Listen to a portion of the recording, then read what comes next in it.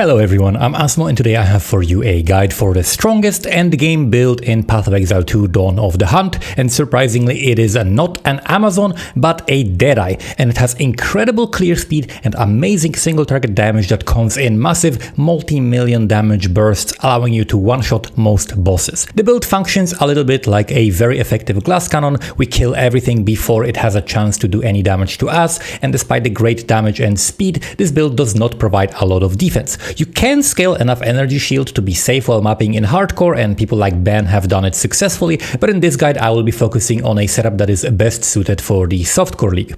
The build handles all map modes and all boss encounters, and the only difficult content that I've encountered while playing it was a high difficulty simulacrum. So other than that, this build is amazing for everything else. This guide is going to be broken down into three main sections: the skill gems, the items, and the passives, and at the end I'll also give you some useful gameplay tips and explain the playstyle. So let's start with the gem setup. The first ability we have here is the Purity of Fire. Purity of Fire comes from the unique Sacred Flame Scepter.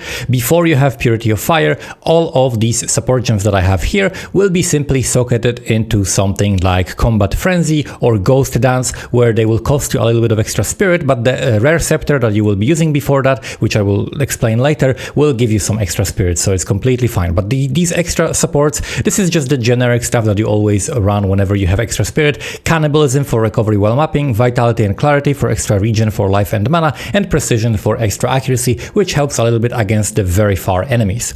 Then we have Spear Stab. In this build, Spear Stab is used for single target in order to quickly stack your frenzy charges. This is the fastest attack we can do, and it is able to apply some debuffs. So we have Martial Tempo for attacking as fast as we can, we have Blind to guarantee blinding the target, we have Rage, so we can start stacking Rage as well, which we'll be using for dealing more damage, and also for our Infernal Cry that utilizes Rage with some of the supports. Then we have Pinpoint Critical, because we want to do as many critical hits as possible, but not necessarily do a lot of damage with this. The damage will come from other skills. We just want to make sure to proc the cast on crit as much as possible so that we can cast the Sniper's Mark automatically and then crit on it, so we can generate the frenzy charges. So that's why the Pinpoint Critical. Once you cap your crit at 100% chance, then the Pinpoint Critical is no longer needed. Then we have a Life Thief, which is just like an optional support. You can also have a couple of different supports just for some extra leech. If I'm taking damage while stacking these charges, I can just keep doing it for a little bit longer. That's just like an optional thing. You could also have like Soul Thief if you wanted to recover some mana. I have Soul Thief in the Spear Throw, so if I don't have mana, let's say I'm playing like a less recovery map, or like my flask charges run out or whatever, then I can use that to recover a little bit of mana, but it's like a completely optional thing. Now we have our main skill for clearing, which is the Lightning Spear. For Lightning Spear, one of the main things we're using is Perpetual Charge. This allows us to have the charges very consistently up while clearing. Essentially what happens is you go into a map, you kill the first pack, and usually if you don't have like any crazy modifiers on them that have like ailment threshold or something like that, you are gonna get either 1 or 2 or 7 frenzy charges depending on the procs, and then that's gonna stay for the rest of the map. The Perpetual Charge basically allows you to sometimes not consume these charges and makes it more consistent, and we don't really need more damage. We have Volt as well, the amazing support that allows us to clear a lot and do a lot of damage with a playstyle that is requiring you to attack less frequently.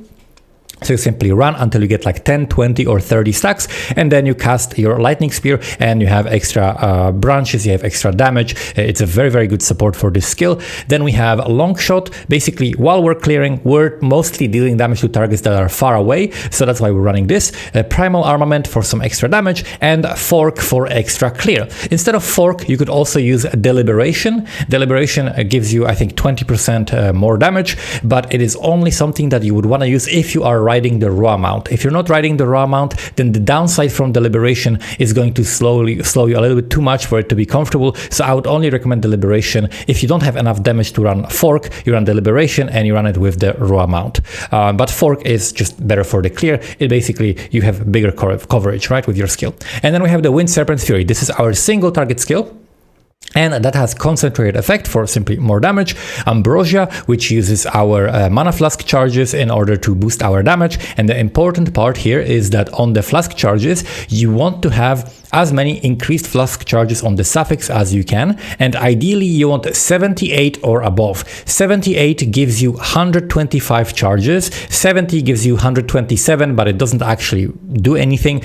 You only need 68% increased charges to reach the 125 charges on use, because it uses 20%, which is 1/5. So we have a number divisible by 5 here, so we have a one whole number that is added at this threshold, right? So we have 125 charges on use. That's what you want on your mana flask charge. You don't need to overpay for the 70% increase, because I think it's like 2 divines that I've seen people selling the 70% charges, but the 68 was like super cheap, right? And all you need is the 68%. Then we have the blind side. So we're basically dealing higher critical damage bonus and critical strike chance against blinded enemies. And we blind enemies from our spear stab as well as from our passives. We have a passive here that has a chance to 10% chance to blind enemy on hit with attacks. So that's the source of blind. And then we also have the overextend. This basically makes you dazed for 5 seconds after critically striking, but you have 30% more critical damage bonus, which is a really nice multiplier. And the daze usually doesn't really matter, because we use this skill when we are just one-shotting bosses. The boss is dead, it cannot really do much to you. And even when you are dazed, I am running a stun charm, so I don't really experience these stuns from bosses. It doesn't really have a significant downside. And then we have twofold. Twofold is one of the few supports you can use. You can also use close combat. So close combat will be a little bit more consistent, but it will do less damage when the enemy is being knocked back far away from you. And also twofold has a chance to high roll, right? So this is less consistent, but it can high roll, and it can give you, you know, the range of the damage is going to be a little bigger, but you can fish for like really high hits to one-shot bosses if you want with the twofold. It's a little bit more exciting skill. The damage between the two should be pretty similar, because like 25% multiplier on the close combat as the enemy is getting further is getting a little bit lower, and then this is like roughly 20% more damage, maybe a little bit less, because not every component of the skill gets multiplied by this, but it is still a good support to use. Then we have Infernal Cry. So Infernal Cry is something we use for single target, because the Wind Serpent's Fury is a melee attack technically, so it does benefit from the Infernal Cry. We are basically using this while a boss is in our presence to get maximum power, and then we're getting a bunch of damage added as fire damage. This is 150% damage added as fire damage. And then we also have a Raging Cry, which generates rage, and Rage War Cry, which consumes the rage to give us more damage on the next skill use. Premeditation, that gives us more damage on the next skill use. And then also Second Wind. Second Wind is optional. I would use it if you like need 2 kills to kill a boss, then you can use that, and then you can use the back to back, right? You can quickly do second Infernal Cry right away, and that is useful for that. It's a completely optional skill gem, though you don't have to use it. If you need to if you need more than one Wind Serpent's Fury to kill the boss, or you need to like stack it for longer or whatever, and you find that you want the cooldown to be rather shorter because you need to use it like 3 times or something, then you could remove the Second Wind, but you probably shouldn't run into that issue because the build just does so much damage by default. And then we have Barrage. Barrage is something that is optional. I like running Barrage because it allows me to stack Frenzy charges very, very quickly in the beginning of the map, because I simply do way more hits, right? So Barrage should be linked with Inhibitor so that it doesn't consume your Frenzy charges, Murderous Intent to get extra Calling Strike, Arcane Tempo for faster casting. This doesn't really matter much while you're on the mount, because while you're on the mount, the skill cast doesn't really matter that much. You're still moving while casting, but it is helpful if you're not on the mount and you want to make the cast faster. And then also Life Tap, so it doesn't cost any extra mana. So Barrage basically allows you to like shoot 3 times instead of 1 time when you're casting your lightning spear, and that is gonna basically make it so that these spears like follow each other and they just destroy everything before you have your charges stacked. It's really nice to get the cycle of charges going, so I like using it. And then we have the Raw Mount. Raw Mount is very, very nice. There are some tips and tricks that I'm gonna tell you about it, but basically we start using it when you are, when your evasion is high enough so that you're not getting hit out of it all the time. Then you want to run it, and you need to be also a little bit careful if you're running maps with like 200 or 300% increased stun threshold on the monsters that they are inflicting, you're gonna get heavy stun build up super quickly. So for those maps, maybe don't run the Roa, or just be very careful on it. And then we have a loyalty here, which takes 10% of the damage from hits. Basically, it's taken from the mount instead of you. And then we are making the mount tankier with elemental army, minion mastery, and meat shield. Combat Frenzy is the skill that we're using to build up our frenzy charges. We simply need to either freeze or electrocute. You could freeze if you have a lot of added cold damage, and then, for example, you can pick the freeze buildup and essence of the mountain node that will allow you to freeze sometimes for it. But the more reliable thing is to simply electrocute with our Herald of Thunder. So I had a lot of people talk in the comments how like electrocute in the Combat Frenzy doesn't work. I cannot socket it, because you're not socketing the electrocute in the Combat Frenzy, you're socketing it in the Herald of Thunder, so that the Herald of Thunder electrocutes for you, and then the Combat Frenzy grants you the charge. We are running Profusion only in this while clearing, and then if I'm doing just bosses, then I put the Profusion into Cast on Crit. This gem just goes back and forth between those two depending on what content you're running. And then Cast on Crit has the Sniper's Mark together with Energy Retention, Impetus, and Ingenuity, and then if I'm bossing, I also have Profusion so that it can grant additional Frenzy charge. Basically, Cast on Crit functions as a way to generate frenzy charges on bosses. We are critting the boss with our spear stab. It casts automatically the Sniper's Mark, then we're hitting that and critting and getting the frenzy charge, and then 1/3 of the time we're getting maximum charges because we're playing Deadeye, which I'll explain later. And sometimes we have to stab multiple times to generate the charges, and after we stack as many charges as we want, then we get the Wind Serpent's Fury to one-shot the boss. And next we have a Ghost Dance aura, which is very nice because we are playing Evasion Energy Shield Hybrid. As you can see, I have like 1900 life, 1800 Energy Shield. You kind of need to play Energy Shield Hybrid in the end game, because otherwise you will just keep getting one-shot if you're playing pure Evasion. So pure Evasion has really a big drawback of that. You could maybe play Acrobatics, but this is just like the best setup I think that is available, and Ghost Dance is a very nice way to recover your energy shield. And then lastly, we are running Herald of Thunder, which has the Electrocute and Neural Overload. This allows you to electrocute as much as possible, and the important thing with Herald is that you want it to do as much damage as possible so that you can electrocute your enemies. So we have Innervate here, which guarantees getting extra lightning damage for mapping, and then we have Lightning Infusion, because we don't really care about like all the other elements, because only lightning damage can electrocute, so we want to as much lightning damage as possible. And then we have a Lightning Mastery for extra to the level. There's a bunch of different supports you can run. You can run like Ambush, you can run Magnified Effect for bigger AoE, so that maybe you hit more monsters and therefore have bigger chance to electrocute that way.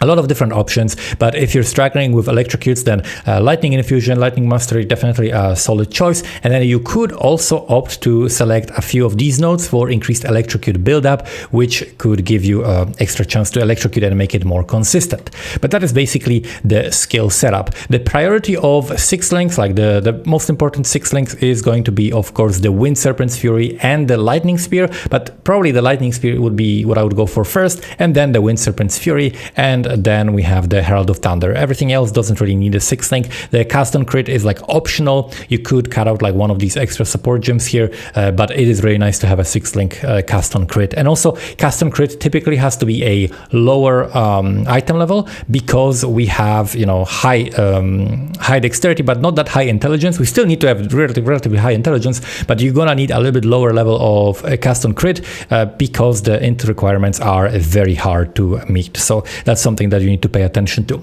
Now let's move on to the gear.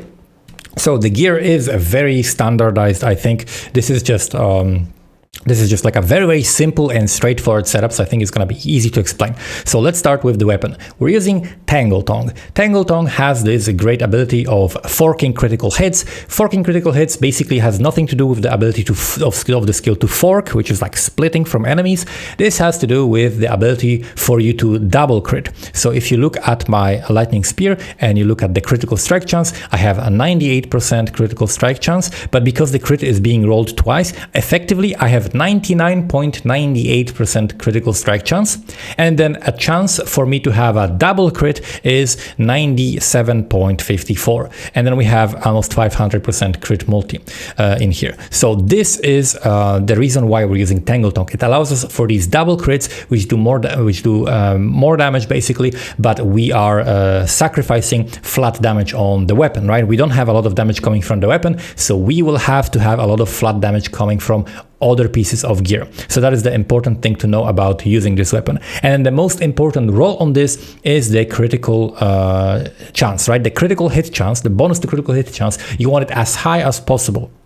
So Tangle Tongue can be bought for anywhere between like 10 exalts to, 30 divines, depending on like how high crit you're going for. You want as high crit as possible. I have a 23, which is allowing me to almost cap my crit, right? So I think 23 is like a good amount to shoot for. 24 would like allow you to pretty much cap everything. And then anywhere like as close to 20 as you can in the beginning would be good, but it of course depends on your budget. And then early on, you could run a simply lightning rune, just like a greater lightning rune in this. And then in the end game setup, once you have enough flat damage, you want to run the critical damage bonus socketable, what is it called? The core, right? A socketable core.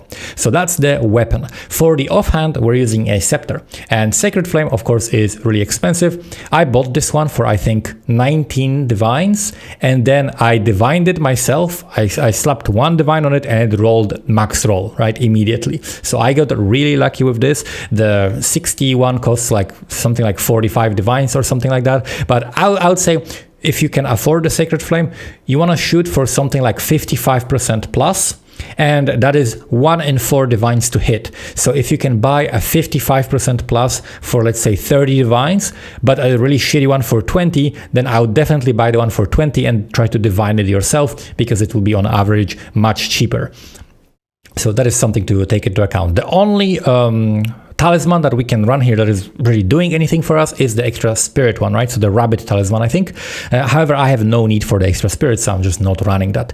Before you have Sacred Flame, of course, if you're playing on a lower budget, then you want to use an Omen Scepter, which gives you a Malice aura, which gives you extra critical strike chance on the target, and you want attributes on it, so like strength and intelligence. You can also run on it a reduced attribute requirements to be, so it's easier for you to equip it, and also increased spirit, so that you have more spirit to use these extra support gems like cannibalism, precision, clarity, and so on, because in the Purity of Fire here, they cost me no spirit. If you'll notice here, I have 4 spirit here. If I take these out, nothing happens, right? Because this aura is free of reservation, and everything that's in it is free of reservation as well. And this aura also gives us 40% fire res, which is very nice for gearing. It's a very nice defensive modifier on top of everything else. My character doesn't have the aura here because I have the aura effect removed through MTX. You can do that in the MTX, but and also I have normally the weapon looks like this, right? But I have MTX on this, so that's why it looks like that. Although people have been asking, what is this weapon? I've never seen this before. This is simply just an MTX that I have on this weapon, but normally it looks like this hand, right? This is a drop from the Arbiter of Ash. Next, we have a couple of uniques that we're using, and the rest are rare items. So let's talk about the uniques first. We have the Beacon of Aziz. We are doing a lot of mixed damage. We have fire, lightning, cold, flat damage on all of our pieces. We want just any flat damage we can get, as much as humanly possible. So we're doing triple elemental damage. Our skill does mostly lightning damage, right? Lightning Spear does lightning damage mostly. But then also the Sacred Flame gives us a lot of fire damage, as well as the Infernal Cry giving us a lot of fire damage. So we have completely mixed damage. That's why this is a good amulet, because it allows us to penetrate, or ignore rather, the elemental resistances of all enemies. So if you're running maps where you have like enemies have plus 50 to elemental resistances, this is going to be great. If you're doing bosses that have high elemental resistances like Zesht or whatever, that's going to be also great for that. And it just gives you spirit and mana on top of that. But this is just like the most elegant solution to all of that, because getting the penetration, casting curses, all of that, we don't want to do that. The build has so much power. We don't need to use like a mega powerful amulet. We can simply use this and then have a much bigger comfort of playing the build with just not having to use all of these buttons for like extra curses and exposure and so on, right? So very, very elegant amulet solution for that. And Storm Charge is possibly like the best damage anoint that we have, because it gives you the crit chance, but also 40% increased elemental damage. And of course, the increased elemental damage applies to all of the mixed elemental damage that we have. Before you anoint Storm Charge, you also could go for different anoints that give you a dexterity or strength or intelligence if you need some extra attributes, right? So you can look at these different modifiers. We have here like strength, dexterity, accuracy, attack speed. Even though we don't need attack speed, it is still something you could look into, right? You can look into different anoints that have give you some attributes, or different anoints, like for example, I don't know what else is there. Some critical modifiers, right? There are some anoints that give you some like critical damage, such as this, like critical chance for attacks, critical bonus attack damage, stun build up with critical hits, right? There's a bunch of different anoints like that that you could also take. And then the other unique we have is Ingenuity. Ingenuity is one of the few builds that actually does something useful for our build. The other one would be Headhunter for mapping, which is very nice for mapping, and Ingenuity for bossing and for mapping as well, because it does give you extra rarity from your rings. It gives you extra defensive stats. It gives you extra attributes. So rings are very important because we are multiplying their effect with Ingenuity. Another thing that also it gives us is, of course, the damage, right? We want to get as much flat damage on these rings as possible, and the Ingenuity is going to multiply those bonuses. You want to make sure that you are running 3 charm slots, and then you want to get as high damage bonuses. I just got this one for like 2 divines or something. It was very cheap early on, and I have on it like extra life as well. And the base is very nice because the 20% life recovery applied instantly is very good for the flask. So we can have a flask with increased amount recovered, instead of having to run a flask with instant recovery, and then we still have instant recovery because of the belt. And for the charms, I'm running just a couple of golden charms and 1 stun. You can run the anti-freeze charm, but I really never get frozen, so I don't need that. You can run the chaos damage, like chaos resistance charm if you have low chaos res. Let's say you have like below 40 chaos res. Then you can run the Chaos Res charm as well. You can run Staunching charm if you die to bleed. I really don't find bleed to be problematic. I'm not encountering it much, so I'm not running that. But otherwise, you can just run golden charms. They are very nice for multiplying your loot.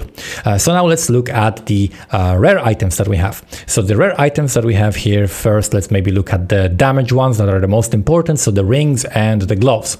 On the rings, you want as much fire damage, cold damage, lightning damage, physical damage to attacks as you can, and then everything else you want to have useful attributes to you. So like you want to have you can have life on the prefix, you can have rarity on the prefix and suffix, you can have resistances, and also you want to have 1 ring that has all attributes, right? Ideally, you want 1 ring with triple attribute suffixes, because that will maximize your catalysts. You want to use catalyst for attributes on this ring, and then a catalyst, like you can see I have a lightning catalyst on this one. It has double lightning res and big lightning damage roll, right? This is like a T8 lightning damage roll. So this lightning catalyst is doing a lot of work. You want to basically stack same modifiers on the same rings so that the catalysts multiply as much as possible. So this is a great example of a ring that you want to shoot for, like double flat damage, rarity, and like triple attributes. Triple flat damage would be probably better than the rarity, but rarity is definitely something nice to get, but I would say it's like the last priority. I would say the first priority, number 1 priority, is you're getting your weapon and you're getting your uniques. Then the next priority would be, of course, meeting your attribute requirements and capping your resistances, right? You definitely want to cap your elemental resistances, get like at least 40 chaos res, and you can also help yourself with the different socketables, right, to accomplish that.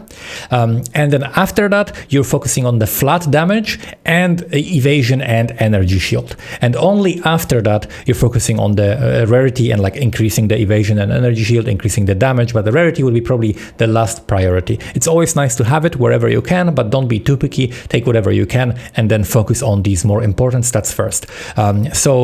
For rings, of course, breach rings are the best. So ideally you want like breach rings with like triple attack modifiers, triple attribute modifiers, and then some rarity, some life and some resistances on the remaining modifiers that are free.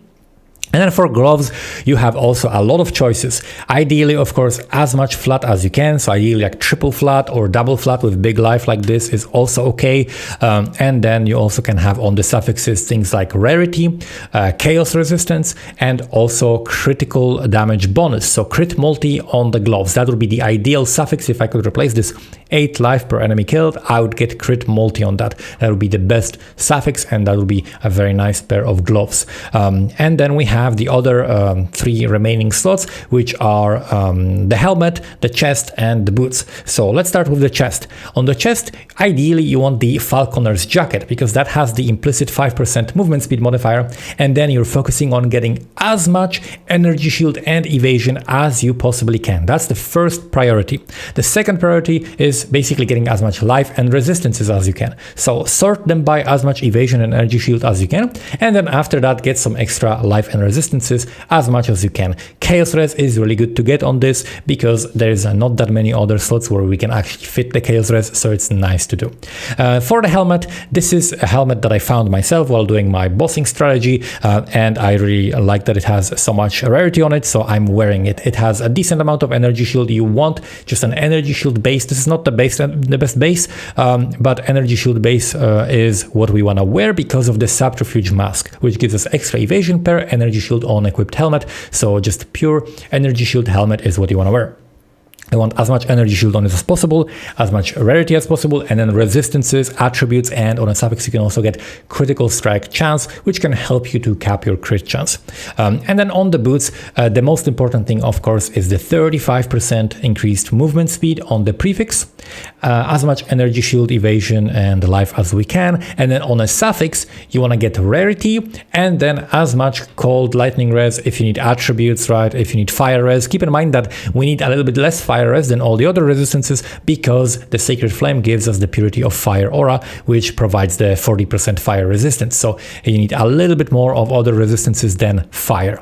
And that's basically the setup when it comes to the gear. For flasks, I already went over it. You want the mana flask with as much increased charges as you can get, and then increased amount recovered on both of these. I went over the charms. So now let's go over the passives. So the reason why we are playing Deadeye, one of the main reasons are these notables here, which helps with our frenzy charges. So Avidity gives us a 30% chance that whenever you gain frenzy charge, instead you gain to your max. So in our case, this is 7 frenzy charges. So every now and then you're just gonna get maximum frenzy charges, and then as you spend them, you still, before you manage to spend them all, on average, you're gonna just get another proc of the max frenzy charges. So you never run out of frenzy charges in maps, unless your setup is wrong or you're running maps that have like ailment threshold, right? Monsters have like 97% increased ailment threshold or something like that, and then it's really hard to apply ailments to them, so your frenzy charge generation is not going to be as good.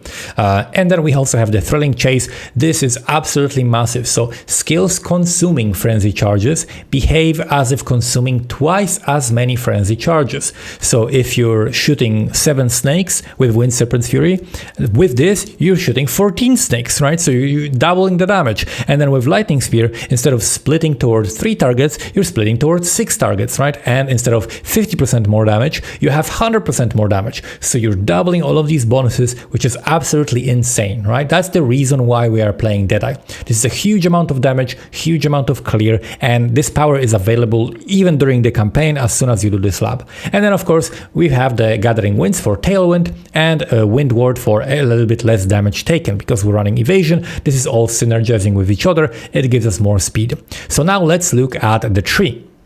The tree we're pathing at the start. This is not the way you want to level, of course, right? If you are leveling, you of course level through these nodes, but while leveling, you can follow like maybe just one of my Amazon leveling trees, right? And just adapt that to the Deadeye. Simply, take the Deadeye nodes, because the tree looks very similarly, except we're pathing up here, but that is more of a late game thing, right? This is the area where we go into last. But first, we're pathing through the movement speed. We want as much movement speed as possible. My character sits at around 67% movement speed or something like that while mapping, so it's a very nice very nice amount of movement speed to have. We get a lot of int nodes because we have high int requirements, so lots of int, and then remaining is dex. And then we're picking the frenzy charge. After that, we're pathing down here for the critical strike chance and also critical damage bonus, and we have some movement speed and evasion here. And then also I have a secondary weapon set where I have the reduced potency of slowing debuffs here and reduced potency of slowing debuffs here. So there's a few nodes like these crit nodes as well as these nodes that I have on the weapon set 1. And then if I am doing a map with temporal chains, I am swapping my weapon to the second set, and then I have a reduced potency of slowing debuffs, so the temp chains barely even does anything to me. So I very, very much recommend, if you're not using the secondary weapon set for anything else and you're playing in this part of the tree, to use this tech. Also, for a bunch of the time I was running Shedding Skin, but I respect a little bit because I was doing some bosses, so I got wrapped some like extra crit chance here instead, or like critical strike multiplier, right? So crit damage bonus, because I didn't need these ailment threshold nodes, but they are very nice to have while mapping, so I highly recommend them if you have issues with like getting shocked, getting frozen, getting ignited. This is very nice for that. Then we are picking, of course, the catalysis, damage mitigation for physical damage as well as elemental damage boost for us. We have some maim, movement speed, and attack damage here. Then we have some action speed together with movement speed, and all of these nodes that are very, very powerful with lots of critical damage bonus, some accuracy, which is very helpful for far away enemies because we're not getting much accuracy anywhere else. And then we're pathing here to Combing Calamity, which gives us increased lightning damage whenever we're using Herald of Thunder. According to PoE, this still gives me a solid amount of damage, but this is definitely something that could be cut in favor of some other passives. This is one of the weakest ones that we are using. It's definitely not necessary, not crucial for anything in the build.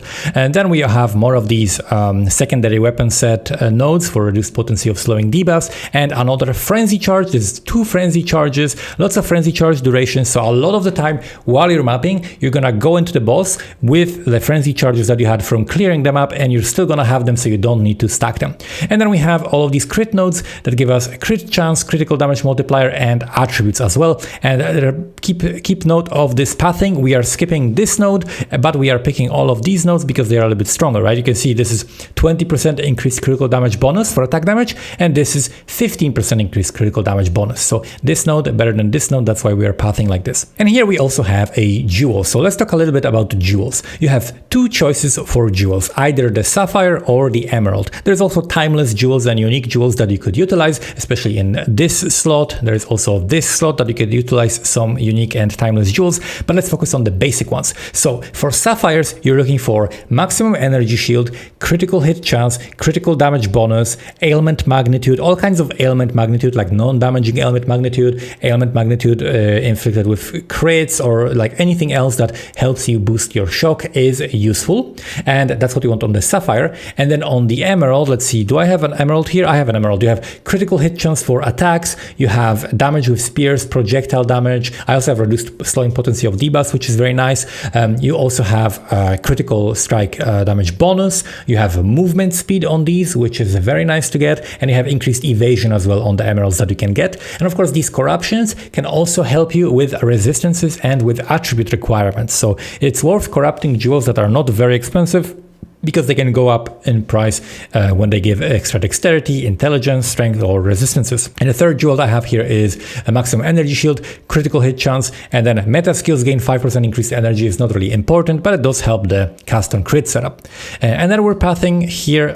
This is something you can completely skip. This is just like an optional thing that I had just to do some extra damage on bosses instead of the ailment threshold.